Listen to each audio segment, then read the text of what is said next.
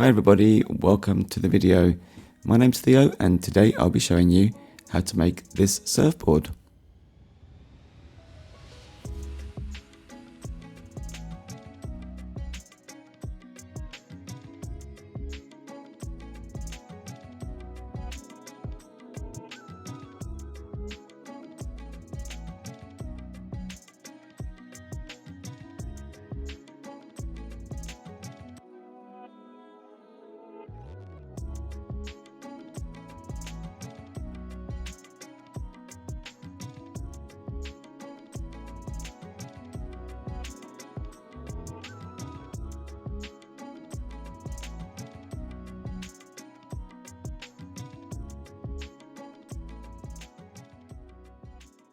My main reference, I use this product on Amazon. It's called the Fender X Wavestorm. So have a look at that, find it on amazon.com and you can save these images or use them as a rough guide essentially for the modeling. So here is the see-through, the cut through, which is showing you the profile or the shape of the surfboard itself. Here we can see some other parts to the surfboard. You've got the fins, the bolts, and the anti-slip mat at the back of the board there. And here you can see one of the bolts where you use some sort of plastic key thing to tighten the fins, which go on the underside of the board, of course. You can see there's 6 of those and 3 fins. Also, pay attention to the curvature of the board and also the thickness compared to the ends versus the middle. Here is another product on Amazon, which are the fins. And I didn't actually use this in the end because the reference image that I saved previously does have fins that we can use there. And this is just again, to recap on the overall shape and profile curvature of the surfboards. So head over to Amazon or find any surfboard that you like online, with perhaps Google Images, and save a nice high-res reference image. And I almost forgot, dimensions, very important. Make a note of the dimensions of either this particular surfboard or another one that you found that you'd like to make instead. But these are the ones I'll be roughly sticking to in this video tutorial. Here we are in Blender. I'll be using version 4.4.3. You can pretty much use any version you like as we're only modeling mostly. So let's make a bit more space. And what I'm going to do first is just prepare the scene in the outliner. So over in the top right, you can see I've renamed that collection to Surfboard, and I'm going to create a new collection and call that Reference. And the reason we have to do that is because we need to load our reference image, and I'll be using the one that I saved from Amazon as my guide, essentially. I've also saved the Blender file just so it makes it easier and quicker to push through. So first of all, Shift A, Image, Load Reference Image, and navigate to your downloaded image, and there it is for me. Now that will come in depending on your perspective or view in the 3D viewport, as you can see there. So just press Alt-G, Alt-R to zero out those transforms. Now we want to make sure this is actually placed in the center of the surfboard. But first of all, going back to our dimensions, I've added a cube. I've used my add-on there. You don't have to use that, of course, but it just makes things a little bit quicker. But obviously Shift A to add a cube. And here are the dimensions for that particular surfboard that I found. So I'll be using that to, using the cube as my guide to how big to make that reference image. And you can see there, you can type directly into the text fields there under dimensions. So you can type in inches, feet, millimeters, and the update will happen instantly, of course. So there we go. Finally, 3.25 inches for the thickness. So that's roughly our shape of the surfboard. And now that we have that in place, we can take the reference image. Let's just turn the opacity down, just there, enable that and turn that down. So it's not as obstructive in our, if that's the word I'm looking for. It doesn't get in our way. I'm going to use the 3D cursor as our transform origin. And we're going to scale that roughly to the size of that cube there and place that in the middle Let's just turn on X-ray and place that approximately in the middle, just like that. Let's check the top and bottom. So our reference image needs to be a little bit bigger. So I press S, hold down Shift to get finer control. And I think that will do.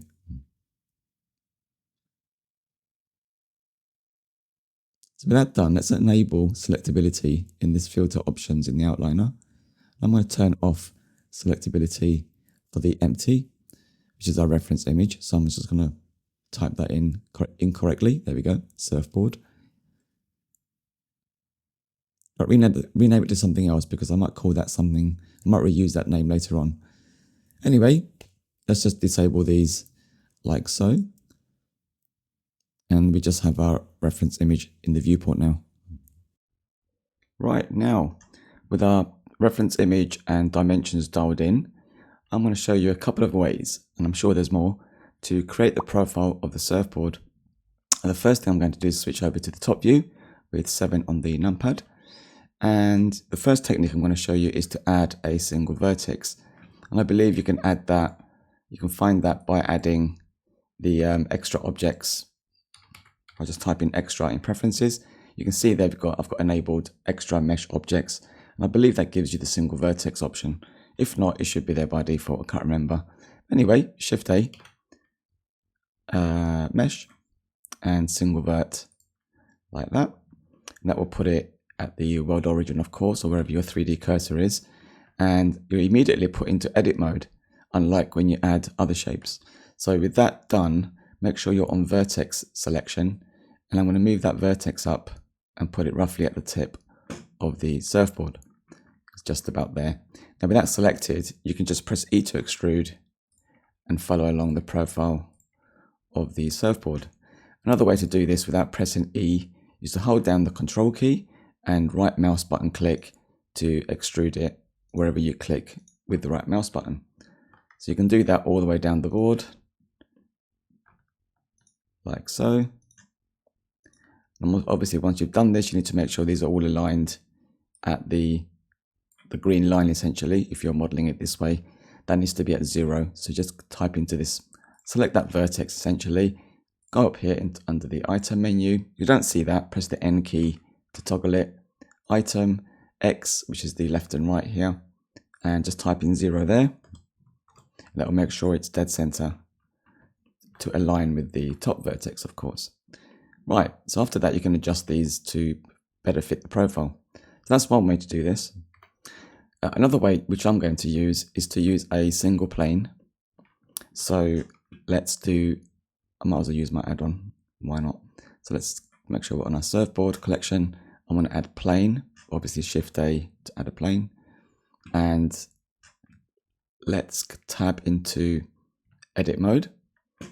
And let's scale that on the Z axis, not the Z, sorry, the X axis. So let's just press SX and scale that down to match the width of our surfboard.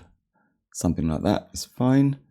And we need to scale it on the Y as well. So SY and bring that up somewhere like that. Let's go with that. And that's pretty much good enough. So with that done, what I'm going to do now is press Ctrl R and add a loop cut straight down the middle. You can see there as I move across the plane.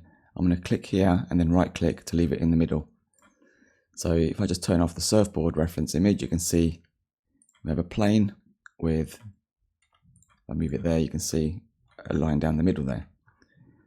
Okay, let's tab back into edit mode and top view again with 7 on the numpad. And this time I'm going to add more loop cuts. So Ctrl R and you can scroll your mouse wheel here. I want 13 cuts for this, and you can just type in 13 instead of doing your mouse wheel and counting it. So if I type 1, 3 and then enter, and that gives you the option to move them wherever you like. I'm just going to right click to leave them where it's created. And with that done, let's change our selection method to tweak. Let's just head over to the top of the board here and let's start moving these in. Let's just move that one somewhere here. And these ones I want to move perfectly left and right and not up and down, things like that. So I'm going to use the gizmo tool actually for these ones. So by selecting these, I'm going to bring these in like that. Now I'm not going to touch the board exactly there, because when we add the subdiv modifier, it's going to make the volume shrink a little bit more. So perhaps I should move these up just outside of the surfboard area. Now, one thing I've forgotten to do already is turn on symmetry just up here. That way I could have just done both sides like this. But if I undo that, you can use a mirror modifier. But if I undo that, easy enough to turn that on. And now we can do that on both sides quite easily. Let's bring that up a little bit more again. So just keeping it shy of the board. Let's just do that for all the verts just as we go down.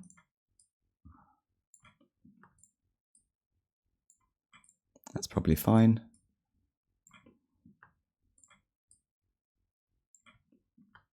That's okay, I think.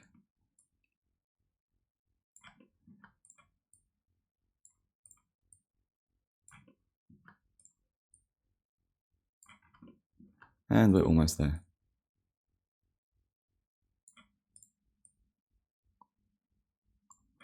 Now this one needs to be roughly around there, I'd say. And that's in the middle, of course, from the plane. So that's looking good. Just to make sure that is actually going to work for us, I'm going to add a subdivision modifier. And as usual, I can do that with my add-on here. If you don't have that, that's fair enough. Let's head over to modifiers just there. Add modifier, generate subd. And I'm going to use 2 levels just to start. And if we can see, if we zoom in a bit here, I just disable that on and off, you can see what's happening there. And this might change once we add some thickness to the plane. So let's do that next. So I'm going to disable the subdivision modifier, and I'm going to tab into edit mode and press 3 on the keyboard to select face selection, or just click on the icon in the top left there of the viewport. If I press A, I'll select all the faces and press E to extrude. And let's go with something like that for now. So now we have that. Let's just go back to solid mode and tab into edit mode again. And with those top faces selected, now I deselected those, but if you want to select a whole strip of faces, obviously I can't do alt click because that will select the edge loop going all the way around. But if you select one face on one end, hold down the control key and click on the one on the opposite side, Blender will work out the shortest path between those 2 faces. And to add more to the selection, hold down shift, click this one, then hold down control and click over here. Now with that done, let's press I to insert and bring that in somewhere around maybe there. Okay, let's do the same for the bottom part there. So I'll do the same thing there and press I to insert. Something like that. And finally, we want to switch to edge select mode by pressing 2 on the keyboard or selecting the edge selection top left again. Hold down Alt and click this edge loop just at the top there. And with that selected, we can do Control B.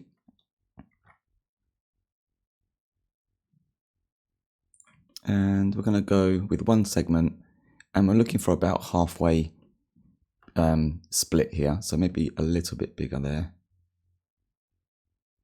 Something like that is good. Let's tab back to object mode and re-enable the subdivision modifier. And let's select the board, right click and shade smooth. So now we've got our surfboard. I think you can see that you may have some slight distortion. There you go. Once we added geometry to this thickness, the whole shape of the board has changed again. So we need some more tweaks to make. And to do that, that's really easy. So let's tab into edit mode again. And it's probably best to switch to wireframe selection for this one.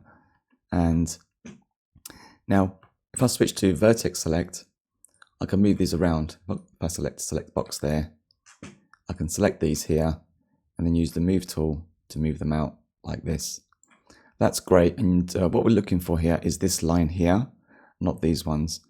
To make that a little bit easier to understand, I'm going to click this little button here, which enables the cage, and what that would look like essentially in edit mode. You can see there, if I turn that on and off, it just basically hides the simple version of your model. Makes it easier to figure out where to put these vertices. Let's just do that.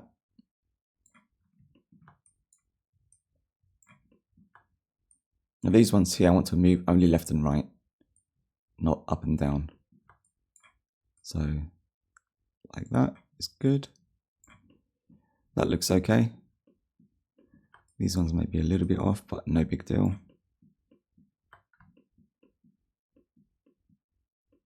And a little bit down here.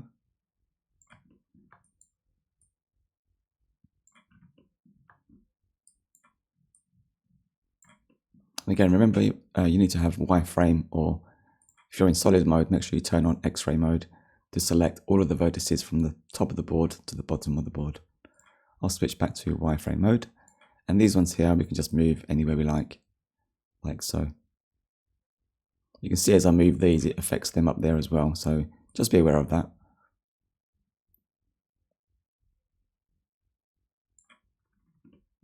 You can see you need to bring these in a little bit more. And don't get too fuzzy like I am, just put them roughly in place. And these ones here, let's just turn off our cage. Now I don't really want this going down like this, and that's not really ideal. So I'm going to bring these up so this is more straight, like that. And then just bring these out across the x-axis. Now if you want tighter bend here to better match the reference image, you can just add a loop cut. If I do Control R, you can add a loop cut here, and that will give you a tighter control essentially there. But I'm not going to do that. I don't think it's really worth it, but you can do that if you want to. Right, let's go turn off X-ray mode, switch back to object mode, and you can see now we've got a much better representation of the board. I think that's pretty good as a first step. Thanks for watching, and if you like my content, please like and subscribe. It really helps the channel to reach a broader audience. Anyway, I'll see you in the next one. Bye for now.